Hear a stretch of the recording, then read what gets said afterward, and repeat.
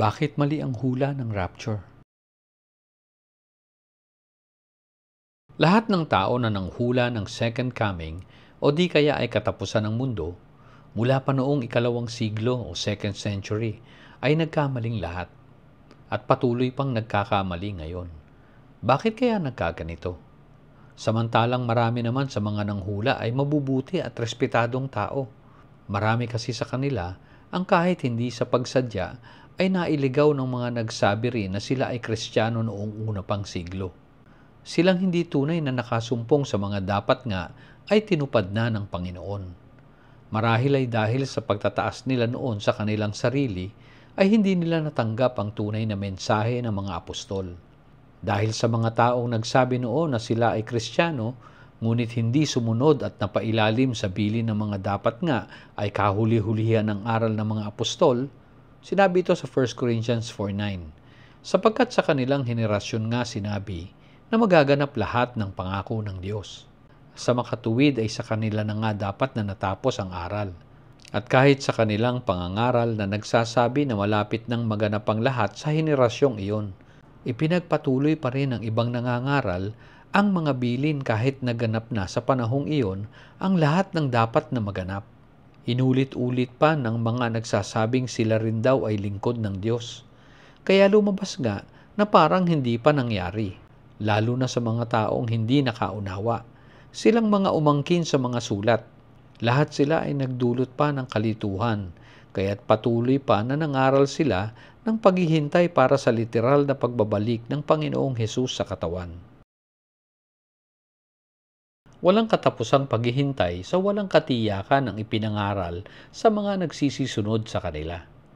Hindi ba't napakarami na nga ng mga nag-akalang sila ay propeta rin, kaya't nanghula nga, mula pa noong ikalawang siglo. Hanggang sa pagdating nila Martin Luther na dating Catholic priest at naging protestante, ay nagsabi na bago sumapit ang taong 1600 ay magwawakas na ang mundo. Si John Wesley na isang Methodist ay nagsabing noong 1836 ang second coming of Christ. Gayon rin ang mga makabagong mangangaral tulad ni Pat Robertson na 2 beses na nanghula ng katapusan ng mundo, 1982 at 2007. At napakarami pang daang-daang documented na hula mula sa mga kilalang leader ng iba't ibang simbahan. Lahat sila ay nagkamali at patuloy pang nagkakamali ang marami sa kanilang kasamahan. Hanggang ngayon sa mga oras na ito. Dahil ito sa paniniwala ng marami sa napakamaling aral ng rapture ni John Darby noong 1830. Mga idinagdag na aral para pa sa paghihintay pa. Sino nga ba ang hindi mawiwili sa aral na ito? Na pagdating raw ng Panginoon sa katawan ay tatawagin ang mga nabubuhay pa sa panahong iyon at gayon rin ang mga patay. Bubuhayin sila at ibabangon mula sa libingan. Matapos ay bibigyan ng bagong katawan upang salubungin ng Panginoon sa ulap. Hango ito sa dapat ay natapos ng aral ni Apostol Pablo sa aklat ng 1 Thessalonians chapter 4. Narito ang sulat ni Apostol Pablo para sa mga taga-Tesalonica ng panahong iyon. Alalahanin natin na ang sulat ay matibay na pagpapatunay na sila sa panahong iyon ang kausap. Hindi ibang tao at hindi ibang panahon, lalo na't kung sa atin ngayon. Sa pagbanggit pa lang ng we, first person plural pronoun, ay mapatutunayan na natin ngayon na sila noon ang tunay na nag-uusap sa mga liham. 1 Thessalonians 4 verse 13 to 18. But we do not want you to be uninformed, brethren, about those who are asleep, so that you will not grieve as do the rest who have no hope. For if we believe that Jesus died and rose again, even so God will bring with him those who have fallen asleep in Jesus. For this we say to you by the word of the Lord, that we who are alive and remain until the coming of the Lord will not precede those who have fallen asleep. For the Lord himself will descend from heaven with a shout, with the voice of the archangel, and with the trumpet of God, and the dead in Christ will rise first. Then we who are alive and remain will be caught up together with them in the clouds to meet the Lord in the air, and so we shall always be with the Lord. Therefore comfort one another with these words. Malinaw na kung ito nga ay ang rapture, di ba dapat na-rapture na sila noon? sapagkat sila nga ang kausap sa panahong iyon. Dapat ay alam natin, base sa katotohanan at konteksto ng sulat, ang pinanggalingan ni Apostol Pablo para maisulat niya ang liham ng 1 Thessalonians 4:15-17.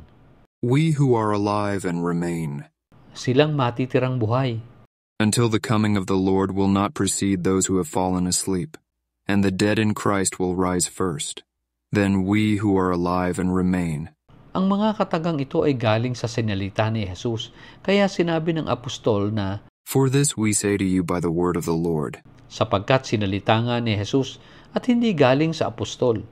Ito ay nagbabanggit na aabutan pang nabubuhay ang ilan sa kanila sa pagbabalik ng Panginoon, hindi nga sa katawan, kundi para sa paghuhukom.